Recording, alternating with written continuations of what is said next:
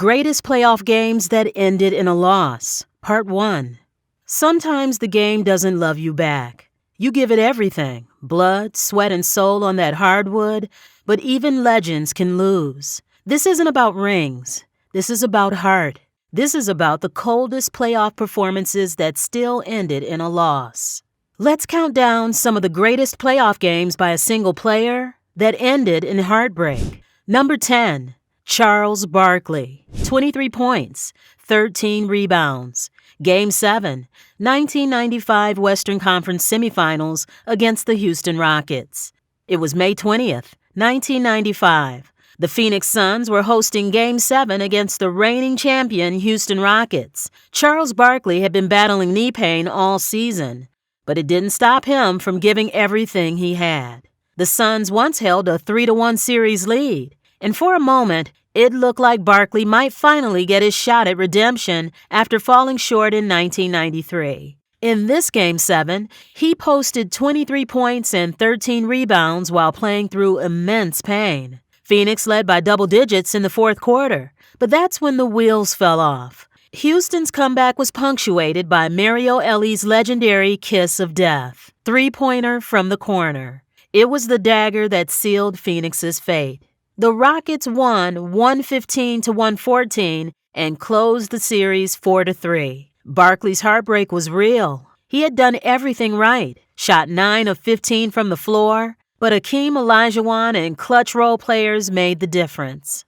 Houston went on to sweep the Orlando Magic in the finals. Barkley, meanwhile, never made it back. That night was the last time he'd be that close to a championship, and it ended in silence. Years later, Barkley admitted that Game 7 against Houston was the most painful loss of his career. It wasn't just that they lost, it was how they lost. Up 3-1, the home crowd behind them, and still heartbreak. Number 9, Allen Iverson, 48 points, 6 assists, 5 steals. Game 1, 2001 NBA Finals against the Los Angeles Lakers. The 2001 Lakers were steamrolling their way through the postseason, a perfect 11-0 heading into the finals. Shaq and Kobe looked unstoppable. The Sixers were massive underdogs, but Allen Iverson didn't care. In Game 1, Iverson delivered a performance that echoed through basketball history. 48 points, 6 assists, 5 steals, against a team no one had been able to crack. He played 52 minutes, attacked the defense fearlessly, and never backed down. Tyronn Lue chased him all night, but Iverson hit floater after floater, fadeaways over double teams, and clutch buckets late. With under a minute left in overtime, he buried a dagger 3, then gave us one of the most iconic moments in NBA history, the step over. That play became the symbol of Iverson's fearlessness. But it wasn't just flair. He scored 12 of Philly's 13 points in overtime and willed them to a 107-101 win. The celebration didn't last. The Lakers took the next 4 games. Philly didn't have the depth. Iverson had nothing left to give. But that Game 1 masterpiece remains one of the most legendary one-man assaults in finals history. Context made it even more iconic. The Sixers had just finished a brutal 7-game war with Milwaukee. Iverson was nursing shoulder injuries. The team was exhausted. Meanwhile, the Lakers had swept the West, fresh, confident, and favored to sweep Philly. But Iverson had other plans. "I just wanted to go out there and play with everything I had," he said afterward. "I wasn't supposed to win, but I'm used to that." Even Kobe admitted, "That man is tough. He's relentless." Iverson may have lost the series, but that one night was a cultural reset, an underdog moment still studied by hoopers today.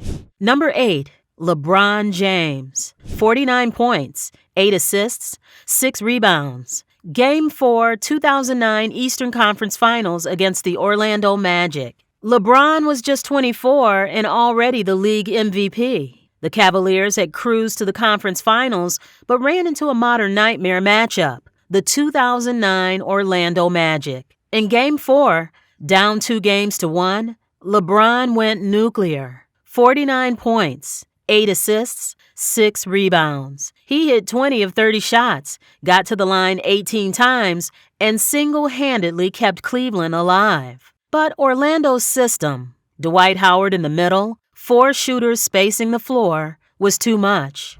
Rashard Lewis and Hedo Turkoglu combined for 50 points. Rafer Alston added 26. Every time LeBron scored, Orlando answered. The Cavs lost 116 to 114 despite his brilliance. They stole Game 5 behind another triple-double from James, but fell in 6. The Magic advanced to the finals, and LeBron's 2009 masterpiece became a bittersweet reminder. One man can't beat a system. His series numbers were absurd. 38.5 points per game, the highest of that postseason.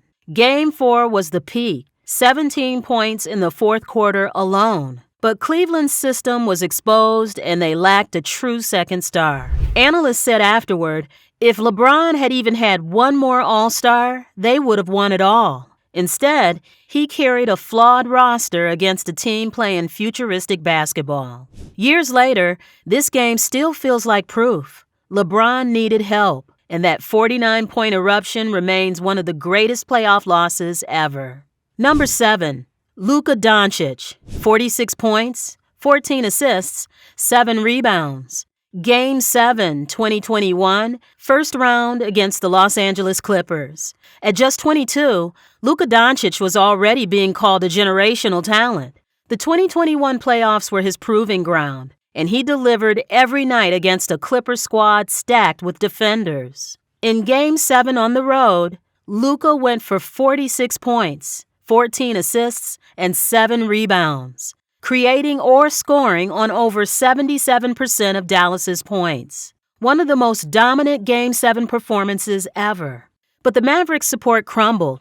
Kristaps Porzingis had just 16 points and no rim protection. Dorian Finney-Smith and Tim Hardaway Jr. went cold. Meanwhile, Kawhi Leonard was surgical. 28 points in lockdown defense. Reggie Jackson and Terrence Mann hit big shots. The Clippers pulled away 126 to 111. Luka walked off with his head high, but frustration was real. He just delivered a superstar-level masterpiece, and it wasn't enough. Still, it cemented him as the league's future. This wasn't just about numbers. It was about command. Luka ran the floor like a 10-year vet, calling plays, directing teammates mid-possession. In a hostile Staples Center, he dropped 29 in the first half, keeping Dallas alive while everyone else shrank. But the Clippers adjusted and wore him down. J.J. Redick said afterward, "That's one of the best Game 7 performances I've ever seen." Even Kawhi gave props. He's special, a nightmare to guard. The future was on display, but it still ended in a loss. Number 6, Damian Lillard, 55 points, 10 assists, 6 rebounds.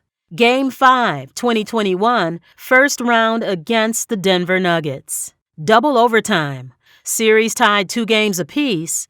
It was Dame time in full effect. Damian Lillard dropped 55 points, 10 assists, and 6 rebounds while hitting an NBA playoff record 12 threes. He was unguardable. Step backs, deep bombs, fearless drives. He tied the game at the end of regulation, then again in double overtime. At one point, he scored or assisted on 17 straight points. But Portland couldn't match his fire. C.J. McCollum stepped out of bounds late. Norman Powell missed point-blank layups. The bench disappeared.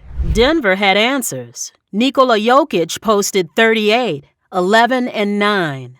Monty Morris and Michael Porter Jr. hit big shots. The Nuggets outlasted Portland 147 to 140.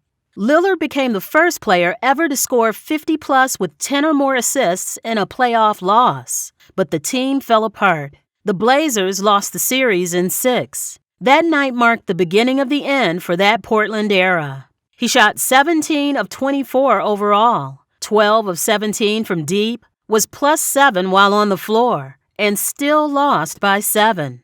Every dagger he hit, Denver answered. The heartbreak peaked when Robert Covington missed a wide-open dunk under a minute left. NBA Twitter exploded. Stars like Kevin Durant and Trae Young reacted in disbelief. Dame put on a masterclass and got nothing but heartbreak. After the game, Lillard said, "I left it all out there. We came up short, but I can live with the effort." The league couldn't. Portland fired coach Terry Stotts, and the Dame era soon unraveled. Part 1 is just the beginning. Games where greatness met heartbreak, where history remembers the player, not the scoreboard.